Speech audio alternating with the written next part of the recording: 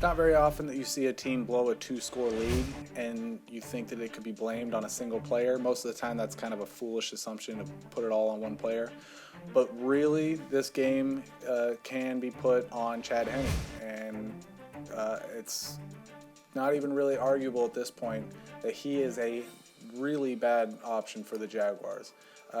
Blaine Gabbert is not an all-star quarterback either. He's not going to make a Pro Bowl. He's not anywhere near the level where the Jaguars need to get themselves out of this hole.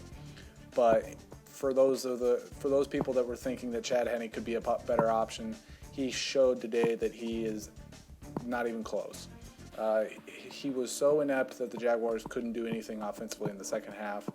And while their defense really did play all right all game, there was more of a pass rush than we've seen all season. They were limiting the big plays. Darren McFadden really couldn't do anything all game. The offense was just so bad that the Raiders slowly clawed their way all the way back in. And it was fitting that an offensive turnover at the very end of the game in overtime set up the Raiders with the game-winning field goal.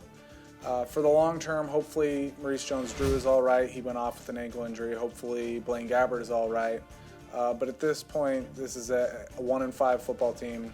They're going into Lambeau Field for Week 8, where they're going to play the Packers, where they'll undoubtedly be the biggest underdog of the week.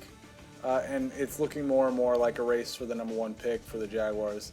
And if that's the case, then the Gene Smith, Blaine Gabbert era will likely come to a close after this season. And really, it's not 100% Gabbert's fault. We saw today that he can be a quarterback. In the first half, he completed 8 of 12 passes, hit a long pass to Cecil Shorts, got this team up 17-3, and then obviously had to leave because of injury. And we saw how bad the alternative was without Gabbert. So Chad Henne, that's really all you can blame this loss on, is really Chad Henne was outrageously bad.